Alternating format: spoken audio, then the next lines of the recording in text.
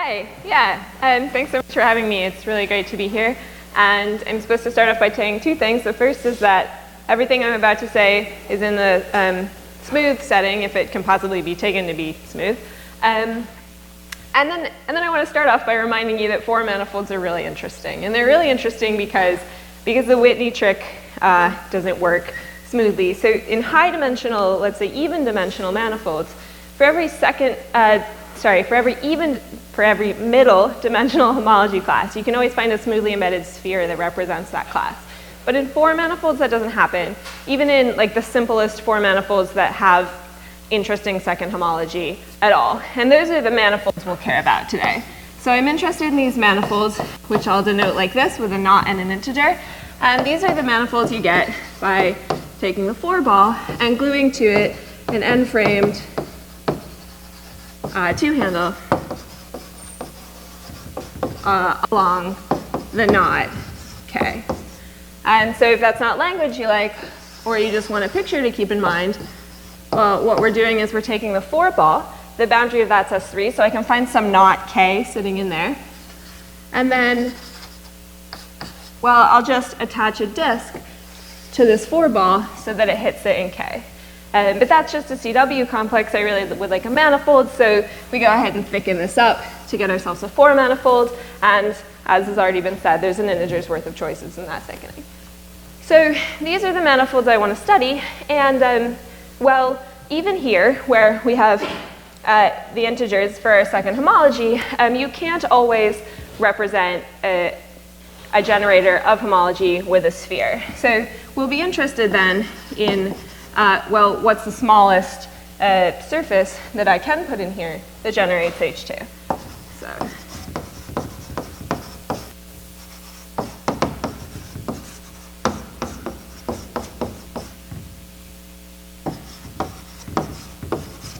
And this is really a quantity about the manifold, but because the manifold is determined by the knot, we can also record this as a fact about the knot, and this is called the n-shaped genus of the knot K.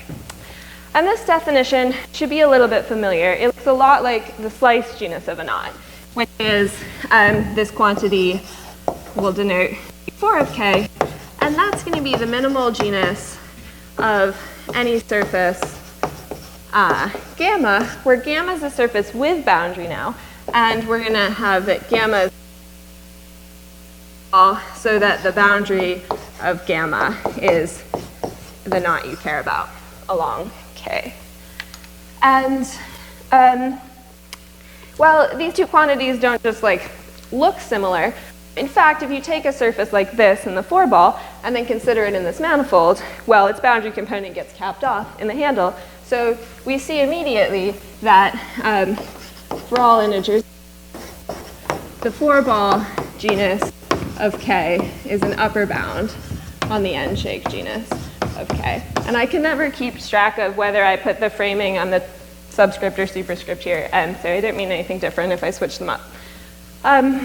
Okay, so that's of course true, but if the surface you're using to generate second homology here comes from a surface like this, then that's a pretty restrictive embedding. In particular, it only geometrically runs over the handle the one time.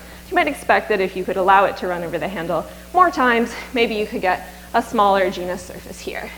And that's the question I want to study. So this is a conjecture of it is the original problem list, where it's problem 1.41. And what they conjecture, there exist knots with zero-shake genus, strictly smaller or genus. And you should feel a little bit swindled by this conjecture, because a second ago we were doing this for all integers, but they're only writing down the case for the zero framing. And the reason that I think the reason that they only put this one on the list is because, well, they expect it's not so difficult to do this in all of the other framings, and already Selman could do a couple of them. A theorem of Selman's in cases he did n equals 1 and 2 in 77, and then he did all the rest in 93, says that well, this is true for all n not 0.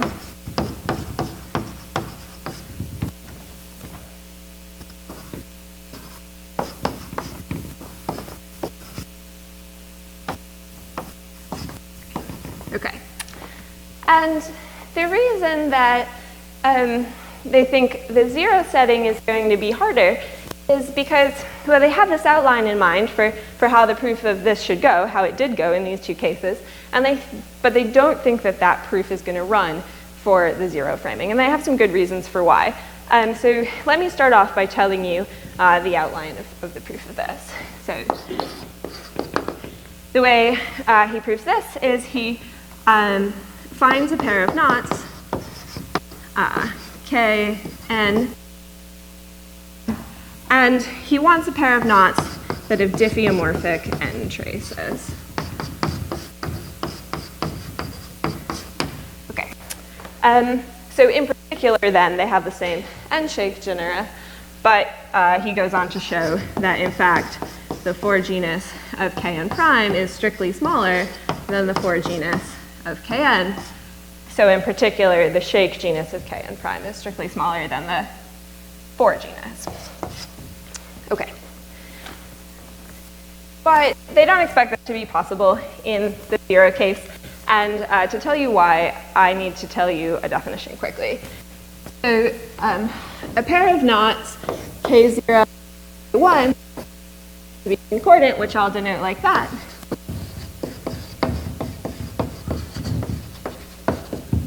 Well, they're concordant if you can embed an annulus in the 3-sphere cross I, so that, well, you want this annulus to be properly embedded, and when you restrict your attention to S3 cross 0, you need to see the knot K0 and restrict it to S3 1, you see the knot K1. So schematically,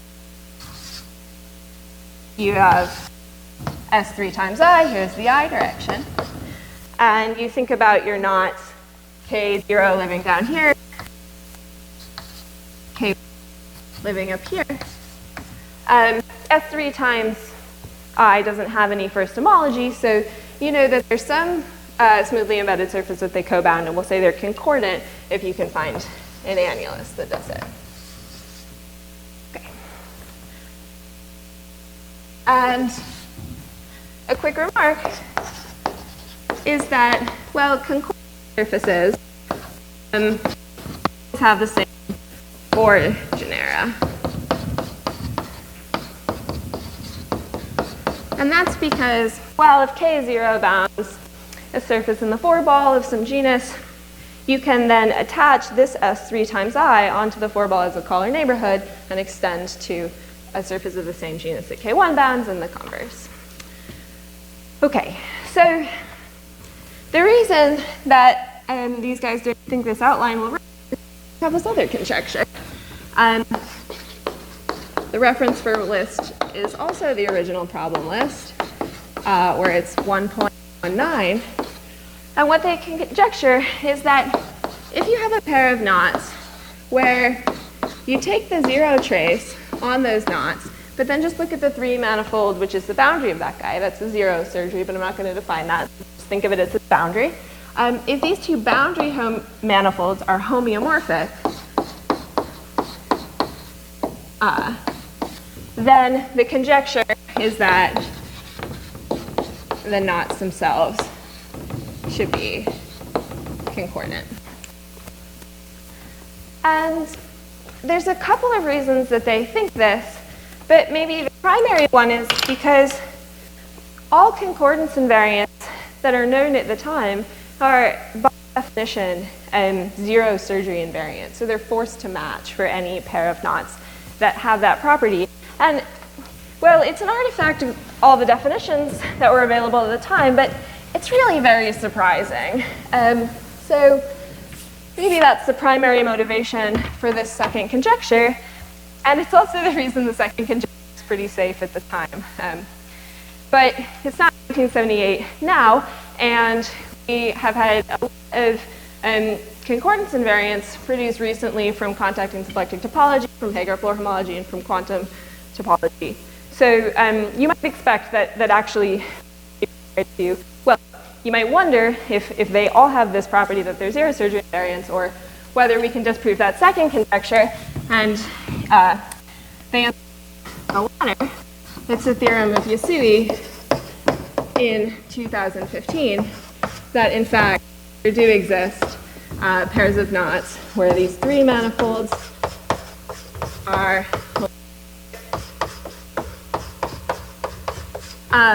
but the knots themselves are not concordant. And a couple of remarks about this work. Well, the obstruction he uses comes from contact or symplectic topology. He uses something called the Slice-Banneken inequality.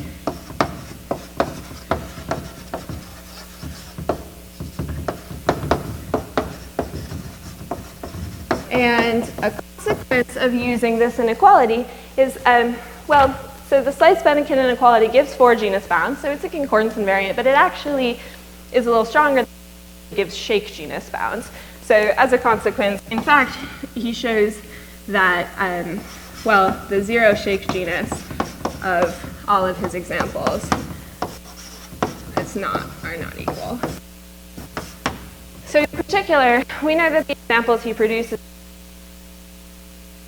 diffeomorphic traces.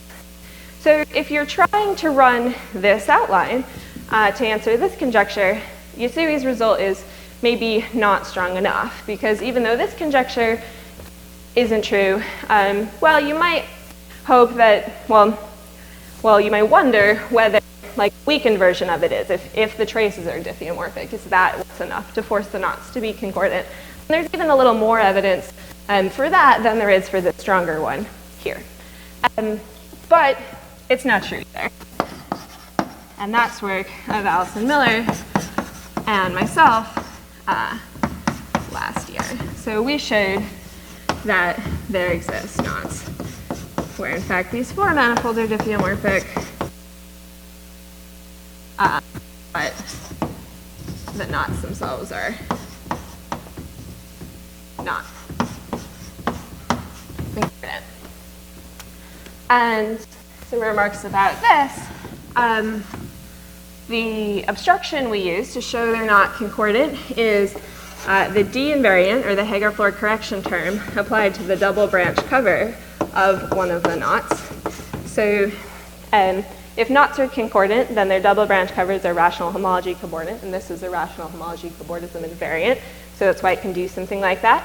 And another remark is that you can inspect that the floor genus of all of the examples we show or we produce is always 1.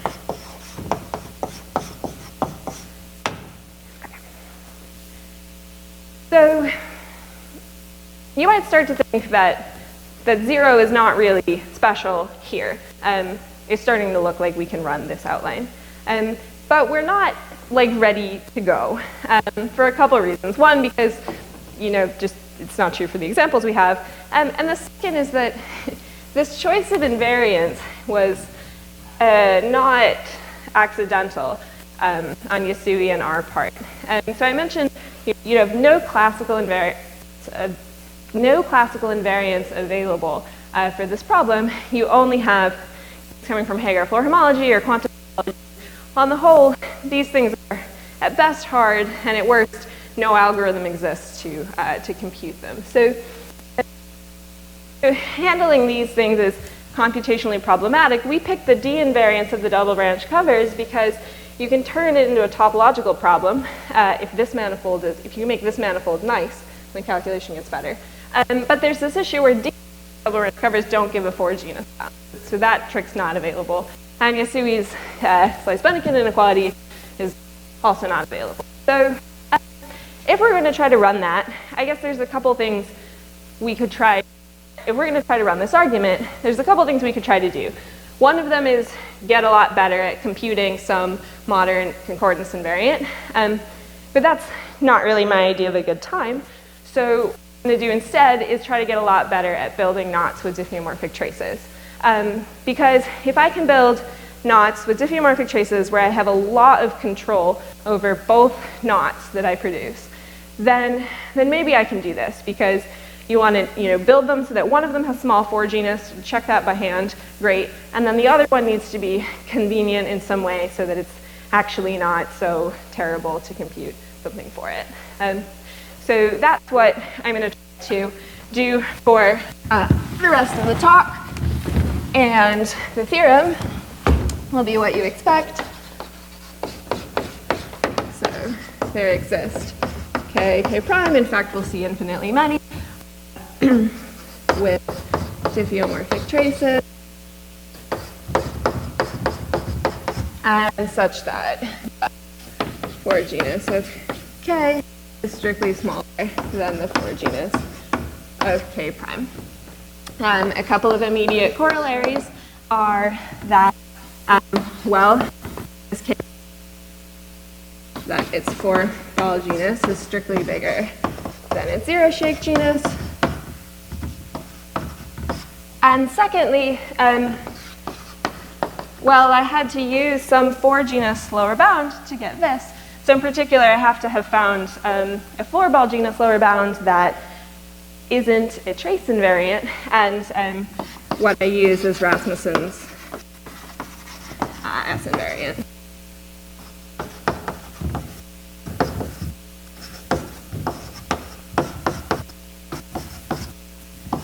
And I'm not going to define Rasmussen's invariant, but I will tell you a bit more about where it comes from a little later in the talk.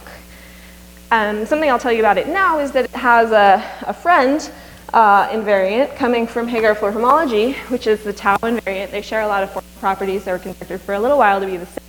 So whenever you know something about S, you should ask the question about tau. And I'm not prepared to answer whether this is true or not for tau, but I will tell you something.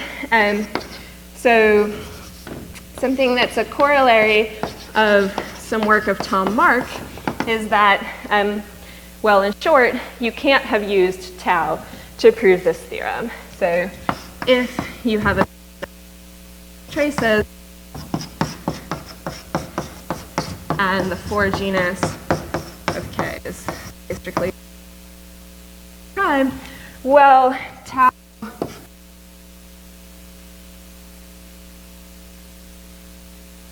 k. So in particular, the examples we'll see today, more examples where S and tau don't agree. Any questions about the question before I talk about the proof? Okay, great. We're going to focus on sort of the fun bits, which are building knots of diffeomorphic traces, and then understanding why one of them has very small 4 genus, and I'll just say a few words about the invariant calculation here.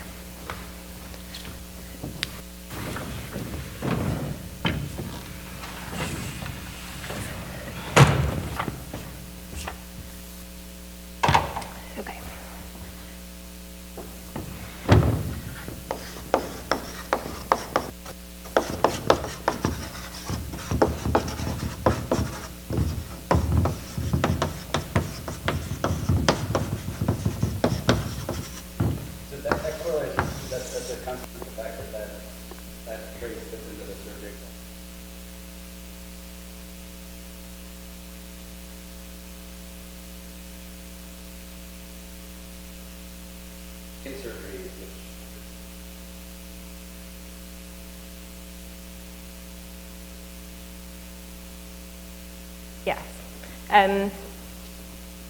Yes, that's the outline. Great. So to build knots of diffeomorphic traces, here's what we're going to do. You're going to start out by building yourself construct a 3-component link, L, which R union B union G for red, blue, and green, but I'm going to write blue and use purple. And I want this link to have some properties. So I need first for the linking number of the blue and green components to be 0. Secondly, when you consider the sublink R union B, I want that this actually looks like this. Take the blue knot, whatever it's going to be, and then you just stick on a little red sort of Hoflink component to it. So it just looks like a meridian of B, union B. And then I want the same condition for the way that R interacts with J. And let me start out by trying to convince you that this is possible.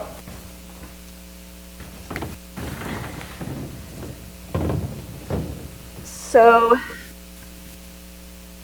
our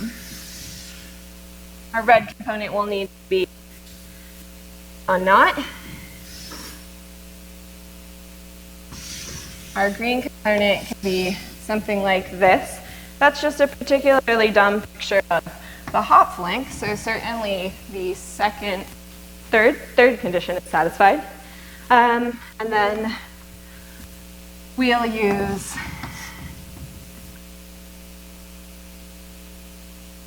blue curve that looks like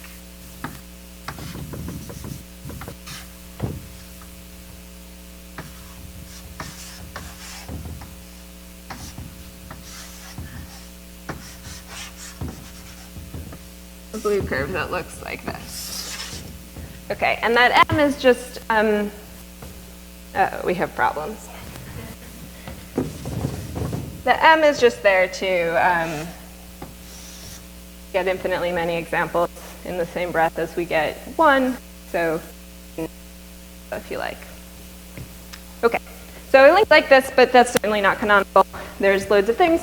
The purple and green components are, in fact, not linked at all, so they have 0 linking number. And purple and red also link in the trivial because purple only intersects the disk that red bounds in this single point. Great. So you've built yourself a link, and you don't really want a link. What you really want is a manifold. So what we're going to do then is decorate your link L with put a dot on the red component and 0 framing instructions on blue. And in this way, your link L gets with some 4 manifold X. And a couple of handle calculus isn't your jam. What's going on here? Well, in the way you've seen a bit so far, we're kind of building a manifold out of this by starting with the 4-ball. This red thing tells me to, well, this red curve's an unknot, so it bounds a disk just in S3. You can push that in a little bit and cut it out. And then you're going to attach disks on the outside along these green and blue curves. So that's some manifolds. And the result is, well, that there exist knots K and K prime, where the 0 trace on K is diffeomorphic to this 4 manifold X is diffeomorphic to the 0 trace on K prime. And you can modify this construction to get knots with diffeomorphic traces for different framing as well. Gosh.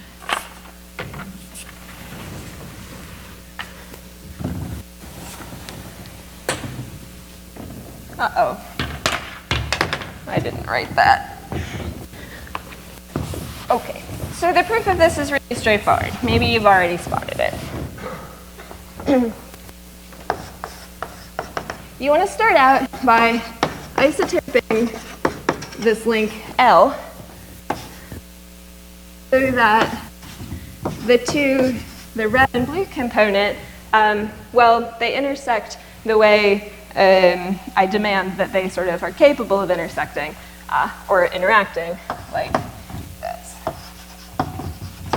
And the link L I've drawn here already has this property. Can people see the purple? Great. Fine. So then what you're going to do is find all of the intersections that the green curve has with the disk that R bounds and slide G across B at every one of those intersection points.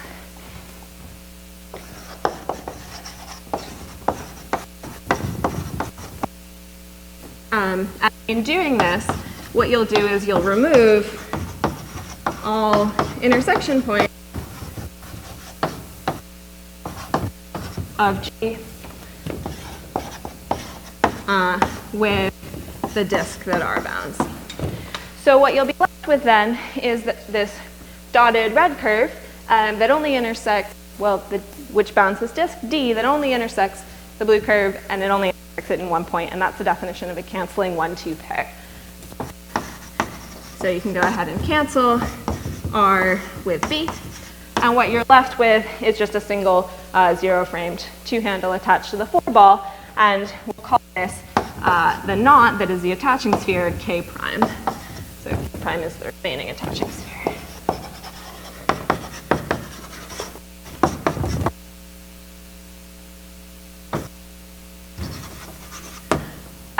Then to get K, you're going to do exactly the same thing, but you need to reverse the roles of B and G.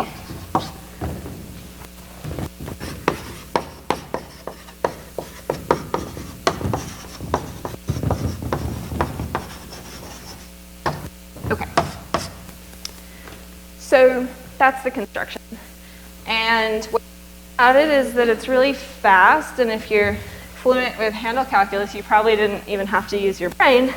But what doesn't seem great about it is that we don't seem to be in control of either knot that got produced. I picked some link, subject to some properties, and 2 knots popped out, and I'm just going to have to deal with them and their concordance classes and computing their invariance. At least that's what it looks like. So what we need to see now is that actually I have a bit more control over the concordance classes of what's going to pop out here than it seems at first. So the next result is, well, if you take a link, like in this construction, so like here, and you subject it to 2 extra properties, so that the sublink G union B is split, not just linking number 0, which we have in the example over there. And I also want that the knot G is slice, or concordant to the unknot. Well, then that I get out of this construction is going to be concordant to the blue knot that I drew. So, in fact, it's going to be very easy to draw yourself a link that gives you complete control over the concordance type of one of the knots that pops out. And the final observation is that in this case, G is the unknot, so that's in particular place. Great. So the proof of this goes like, do a bunch of stuff so that when you construct K, as here, it is great, and it'll just be really clear that it's concordant to B. So we have to start by doing a bunch of stuff. To begin with, did the mic cut out? No. Okay. Because G union B is split, a sequence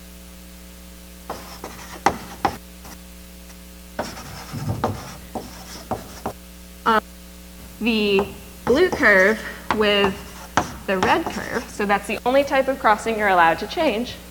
And you can do these crossing changes to turn the link L that you started with into a link. And here's what L prime looks like. Here's R, looks like before. G has the same knot type it has before. It looks with R like that. And B also has the same knot type it has before. And it links with R like this. So the change here is that I can get this linking simultaneously after I do these crossing changes. And there's lots of ways to prove that line. Here's an overview proof. It's a type L so that there are no intersections of the blue and the green curve. You can do that since it's split. that'll cause the red curve to go crazy. Now, change all the crossings that the crazy red curve has with blue so that red is always over. That has the effect of unlinking red with blue. So now you haven't changed the way that red links green, so you can go ahead and isotope red. We'll just be off to the side, it's not linked with anybody, and then change one more to put it like that. Great. So that sentence is true. Because that sentence is true, the following sentence is true. With finitely many self-bandings,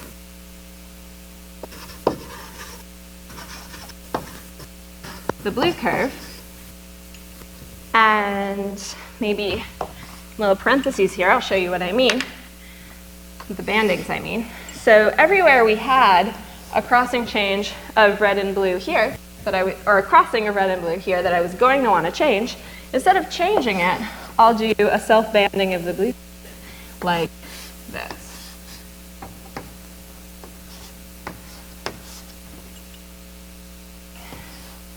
Which, this self-banding, it kind of has the effect of changing the crossing.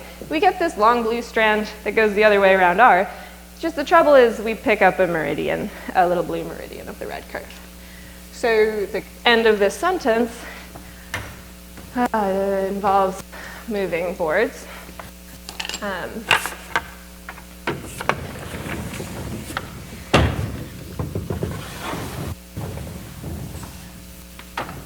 So this thing, it has two instructions on it.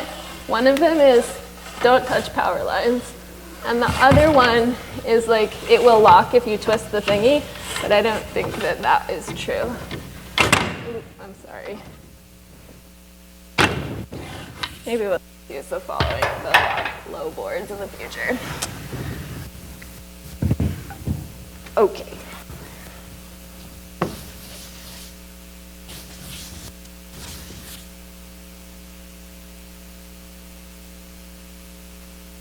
So we're finishing the sentence, and it's supposed to be that there are these finite sequence of self-bandings of V. Turn the link L that you started with, a link that looks like this.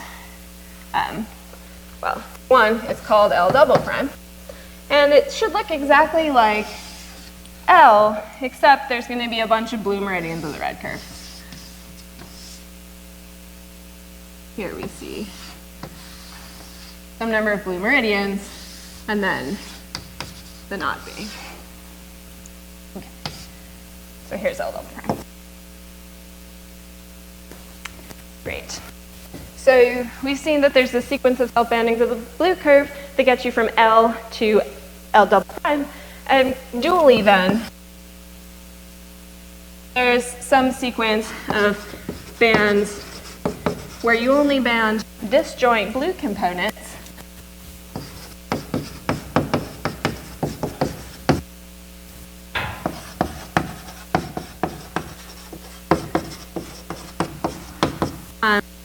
will get you. And so all of that was to draw a nice picture of L, which looks like L double prime, where a bunch of bands have been performed.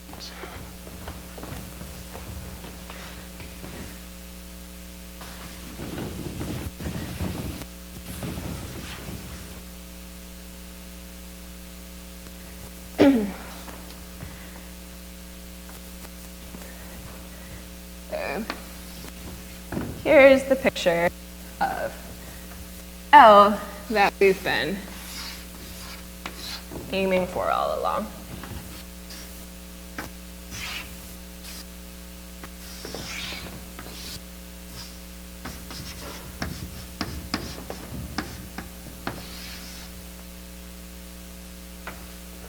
Okay, something like that. So there's some band that comes out here, does I don't know what, and lands here, some that does the same thing and lands here, and maybe there's some more meridians. So this is L.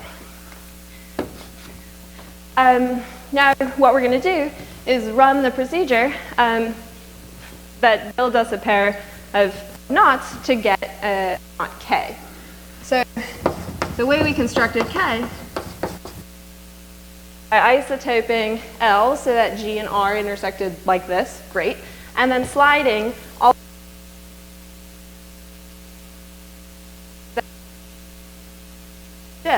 slide them all across G to clear them.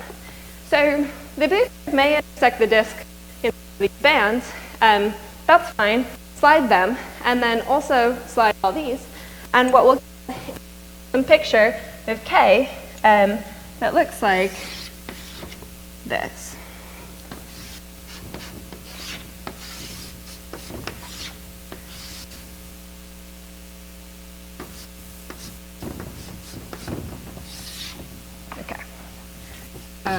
There's our nice picture of our knot K.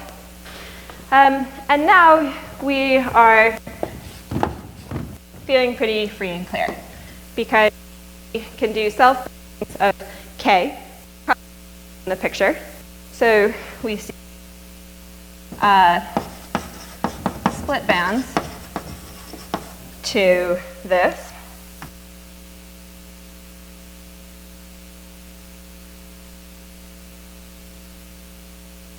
So bands allow us to form a pants cobordism from K to this. And then, well, okay, if G is actually literally the unknot, then you can see that you can cap off all of these disks and get yourself an annulus running from K to B. And if G is not literally the unknot, there's still a standard argument that says you can kind of still cap off all of these guys and get yourself an annulus running from K to B.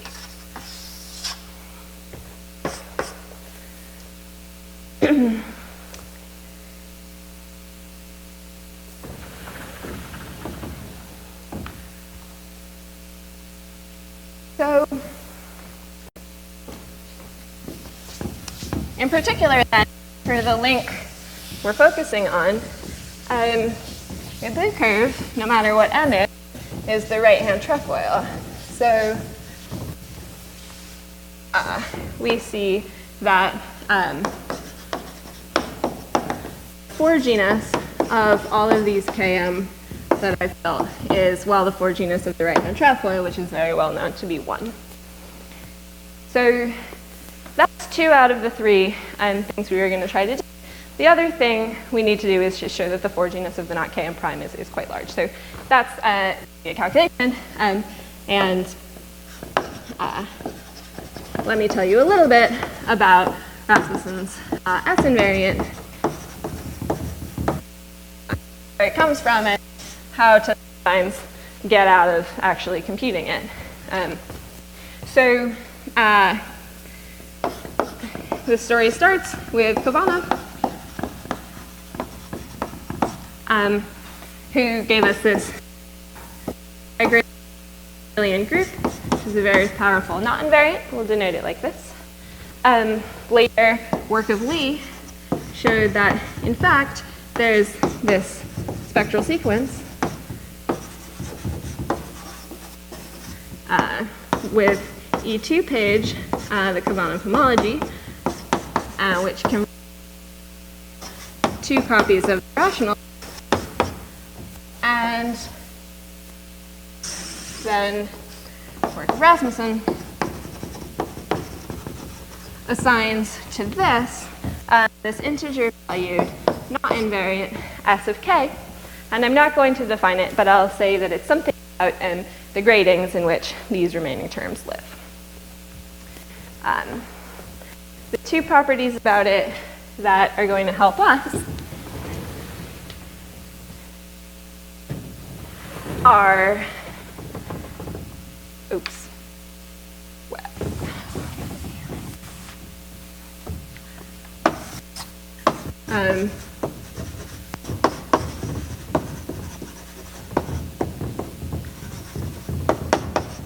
that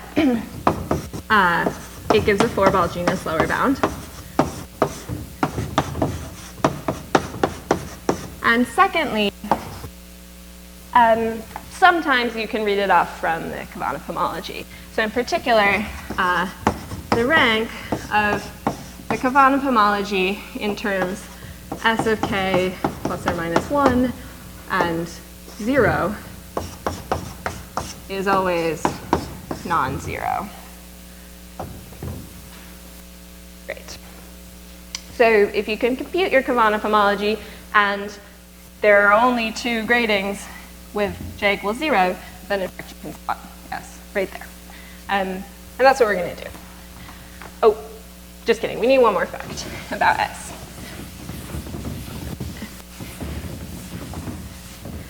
The final fact is that S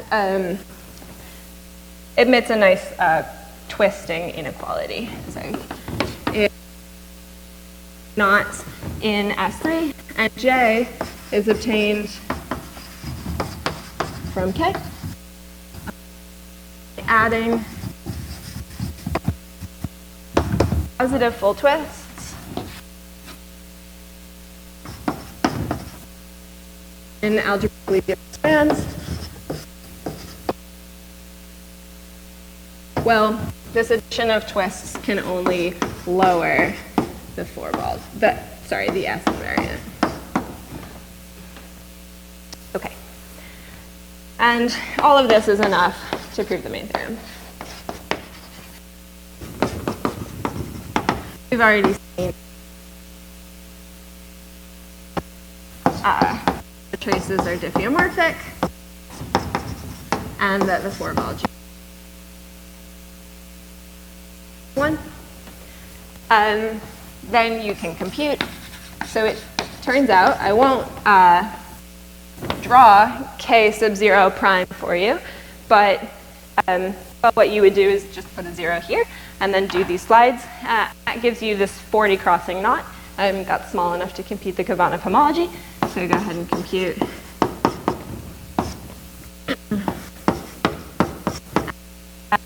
This fact, S of k0 prime tells you that S of k m prime is at least 4, all m less than or equal to 0.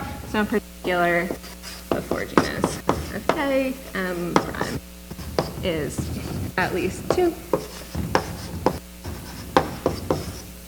for all negative m. And the remark is that you can check by hand that the 4 genus of these knots is also at most 2, so all the bounds here are sharp.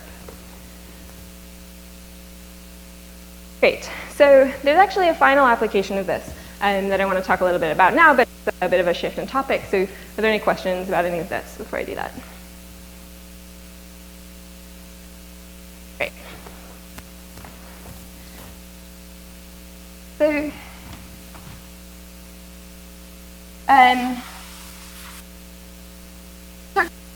equivalence for knots called concordance. And in fact, if you take knots in S3, well, we have a name for this thing. And in fact, this set, it admits two nice structures. So it admits structure.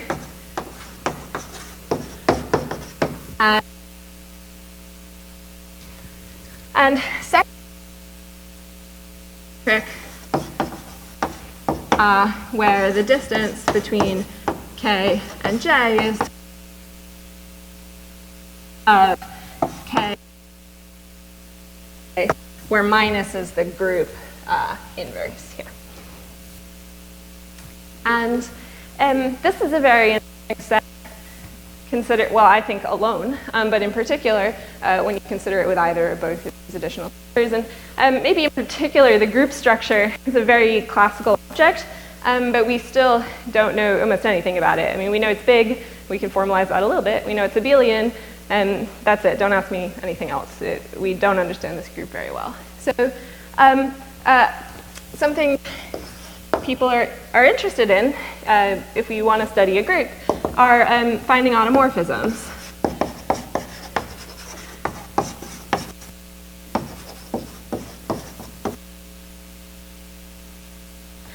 And we have an idea about how to do that. We as the classical topologists this is very classical.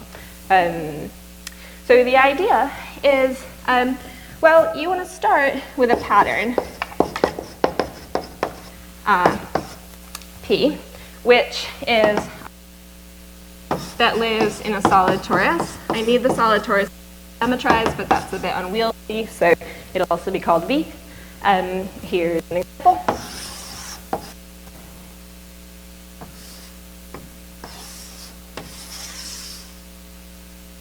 Okay. And in this context, we care about patterns because they allow us to write down maps of, to begin, they allow us to write down maps of just of the set of knots in S3 from the set of knots in S3 to the set of knots in S3. And the way you do that is you say, well, P of some knot K will be the knot I get by the tubular neighbor of K. That's a solid V. And then consider image of pattern P under this identification. So if this is my knot K, pattern is the one I have over there, then I should see, I don't remember which way the class went.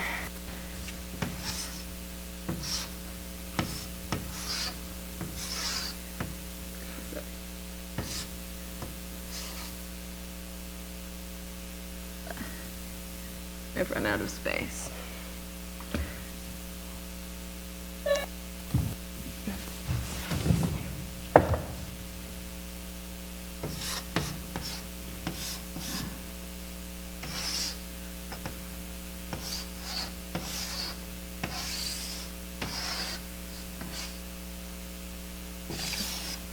So there's P of K.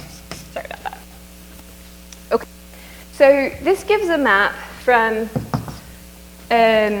set of knots to the set of knots, but actually it's a fact that this is well defined on the concordance group. Okay. Great. We can build maps from P. Then the really natural question, and this is a question that has a lot of literature, and it's really very beautiful, is what sorts of maps on the concordance set metric space group can you get from this construction, which is called, by the way, the satellite operation. So that's sort of the big question.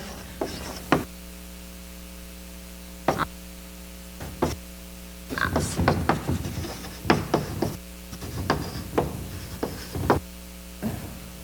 Maybe a first particular version of this question comes back to our observation, which was that we'd really love to see some automorphisms of the concordance group, but it's a conjecture which I think is attributed to Matt, that you're actually never going to get any interesting homomorphisms. And interesting means, okay, the identity shows up in the zero, which a map shows up, but nothing else.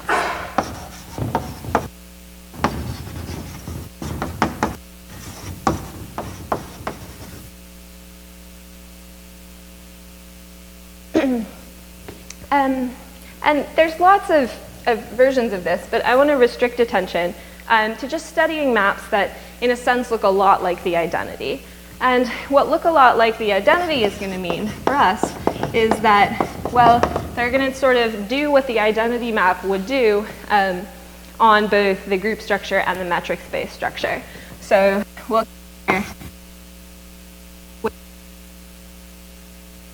you to be concordant to the unknot. That's what a hom would need to do. And I also want, well, I want the winding number of P to be 1.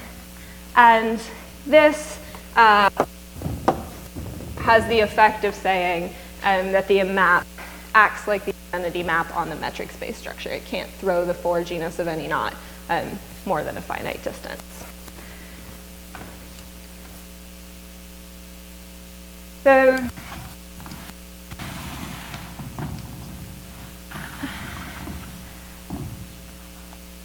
restricted just to this setting, maybe a first question is like, can you get anything that isn't the identity map? Do we restrict too far? So a first theorem there is yes, you can. This work originally of Gomp Miyazaki. Well, sort of half of the statement will be due to Gomp Miyazaki, the other half will be due to Allison and I. That in fact, in this setting, there exist non-identity bijections.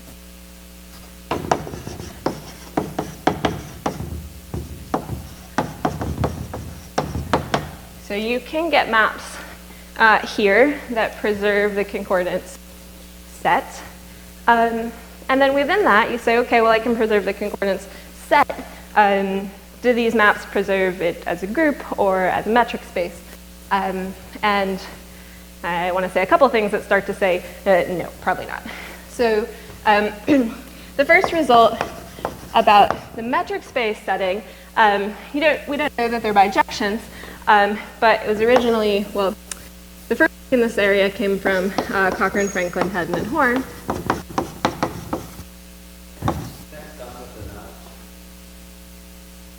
It doesn't have this unless it's the identity. Yeah, but yes, it is.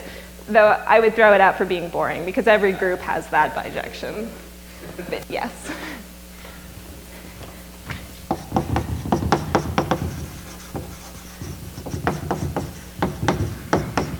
So in 2013, Cochrane, Franklin, Hedden, and Horn told us that you can be here and you can not preserve the metric. So there exist P and sort of go with that pattern. The for genus of P of KP is strictly bigger than the for genus started with. So we're not preserving the metric, but also these maps are not known to be bijections. So you might wonder if you can stoop this up to a bijection that ruins the. You also might wonder, well, so yeah, we spoiled the metric, but we spoiled it in the direction you would expect. Satellite not makes it more complicated, and here what's going on is that they raise the for genus with this pattern. So you also might want to know if you can lower the for genus. And that's the final corollary that I wanted to point out today. In fact, there exist bijective patterns and not such that the for genus of P of KP is of the knot you started with. And great, so preserving the set, really messing up the metric though. What about the group structure? Well, in fact, one can also show that the maps in both of these examples are not morphisms.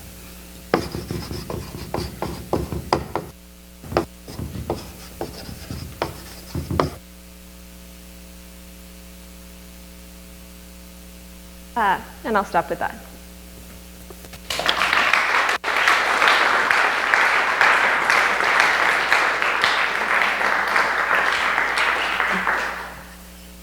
Question? Mm-hmm.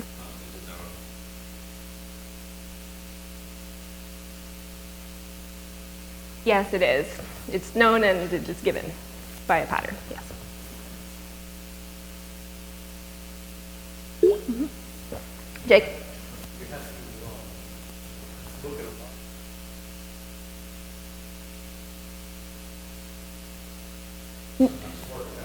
No. Yeah, thanks for the question. I meant to say this. Yeah, I don't know why, but actually, for every example, I've built several infinite families just for proof of concept, and every time I build one where I know one knot has small for genus, and I can really feel in my bones that the other one really ought to have high for genus, then quantum homology has been conclusive about what S is, and S has been conclusive that I'm right about the for genus. So it's like a relatively robust angle on these guys. Yeah, Kyle.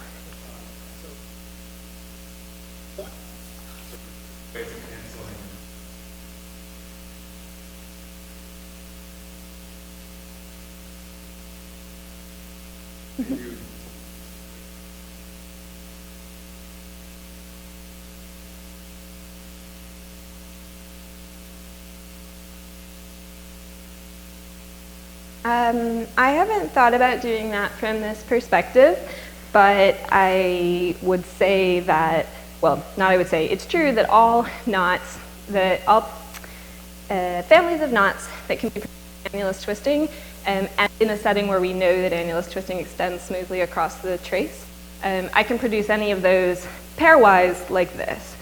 So presumably one could study those examples and try to see if you can see 3 of them in the picture at once.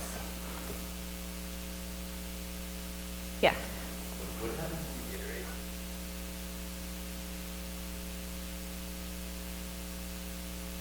I have no idea. There's like a very nice, the pattern that I build has a nice knot that goes with it, comes naturally. So this knot is for genus 2, this knot is for genus 2, and I know that when you hit it in the pattern, you get a for genus 1 knot. Okay, in fact, I do know that the for genus does not go to 0 if you hit this with the pattern again. But I don't know what it does, other than I'm sure I can bound it above by looking at it. Thanks. Next question.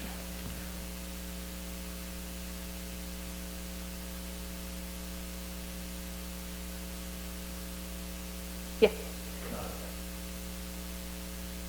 Well, Tao's not going to do it, and I don't know. What else do you want to compute?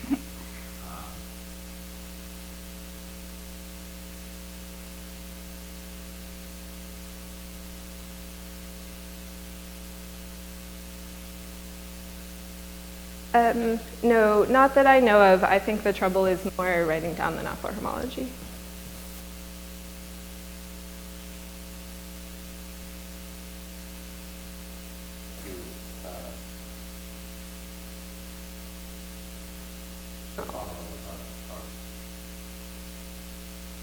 Oh, wait, no.